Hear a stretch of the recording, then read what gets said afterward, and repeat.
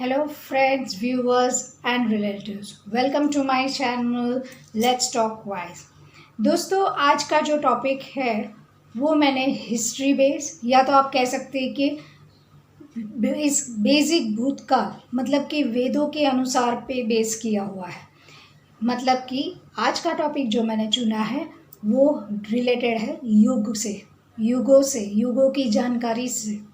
जी हाँ, आज मैं बात करने वाली युग किसे कहते हैं और युगों की काल गणना किस तरह होती है। युग का मतलब कि वो कालखंड जो इतिहास में विशाल सनातन धर्म के बेस पे रहता है और जो भूतकाल, भविष्यकाल और वर्तमान काल पर निर्भर है।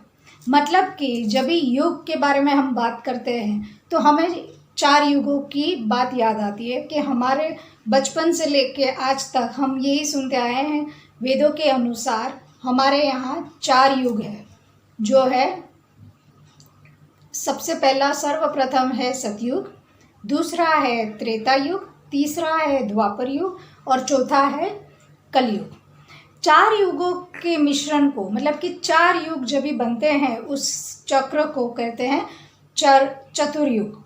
ये 4 युगों की कालगणना इस प्रकार है कि जब भी एक सर्वप्रथम सतयुग की कालगणना अगर देखा जाए तो वो 4000 वर्षों की कालगणना अवधि है। उसके बाद त्रेता युग जिसकी कालगणना अवधि 3000 साल है। उसके बाद द्वापर युग और उसकी कालगणना है 2000 वर्ष और कलयुग जिसकी कालगणना सबसे कम है वो है 1000 वर्ष।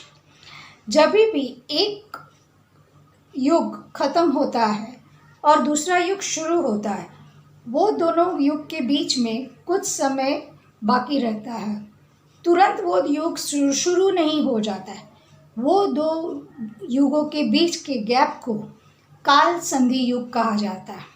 सो ये एक ऐसा उदाहरण है जहाँ पे जब भी कोई भी युग खत्म होता है तो दूसरे युग की शुरुआत के बीच में कुछ साल निकल जाते हैं और उसके बाद नया काल शुरू होता है।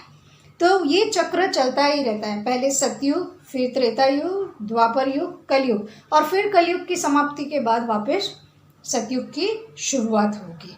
पर वो हर एक युग के बीच में संधि काल का समय आता है। तो दोस्तों युगों की बातें चलती हैं तभी ब्रह्मा जी का नाम लिए बगैर ये बातें करना नामुमकिन है। ब्रह्मा जी के बारे में कुछ लोग यानी कि हमारी जनरेशन, हमसे पहले की जनरेशन बहुत कुछ जानती है और शायद ये लॉकडाउन पीरियड में जिन्होंने पौराणिक कथाएं देखी होगी उनको ये सारी बातें ब्रह्मा जी के बारे में कुछ हद तक पता होगी। फिर भी मैं यहाँ दोहराना चाहती हूँ ताकि ये कंटिन्यूटी बरकरार रहे। ब्रह्मा जी सृष्टि के रचयिता है जिन्होंने देवता, मनुष्य जीव और सारी सजीव सृष्टि को जीवित किया है इस युगों के दरमियान। जैसे भी ये 4 युग सतयुग, त्रेता युग, द्वापर युग और कलयुग होते हैं तभी जो सृष्टि रचयिता में आते हैं उन सभी के पितामह ब्रह्मा जी को कहा जाता है। ब्रह्मा जी की पत्नी का नाम सरस्वती माँ और उनके 6 पुत्र हैं। 6 पुत्रों के नाम है सनकादिक, ऋषि सनक, सनंदन, पुलस्ती, नारद मुनि और 6th वन इज दक्ष। हम सब ये जानते हैं कि ब्रह्मा जी के 4 मुख हैं जो 4 दिशा की ओर देखते हैं। उनके मुख द्वारा 4 वेदों की उत्पत्ति हुई थी जो है ऋग्वेद, यजुर्वेद, सामवेद और अथर्ववेद। मतलब इस धरती को सर्जित किया तभी जो काल गणनाएं निर्मित हुई है वो सतयुग, द्वापर युग, त्रेता युग और कलयुग पे निर्धारित है। अगले वीडियो में दोस्तों मैं इस बारे में आपके साथ चर्चा करूंगी कि किस तरह से ये सारी गणनाएं होती है, किस तरह से ब्रह्मा जी का एक दिन गिना जाता है और सतयुग, द्वापर युग, त्रेता युग और कलयुग का क्या महत्व है। मेरी कोशिश यही रहेगी कि हम थोड़ा बहुत माइथोलॉजी के भी जानकारी पाएँ, पुराणों के बारे में जानें ताकि हमें सारी चीज़ों का ज्ञान हो सके।